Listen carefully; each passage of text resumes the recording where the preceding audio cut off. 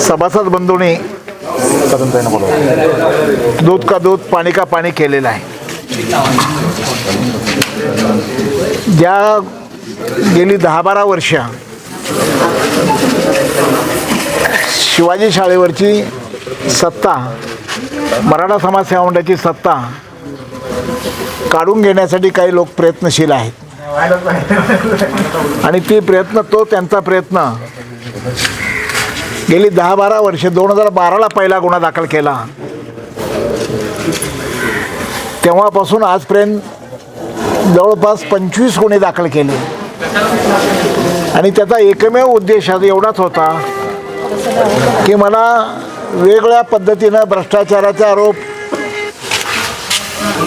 बायांचे आरोप, महिला बहिणींच्या संबंधाने आरोप, अशा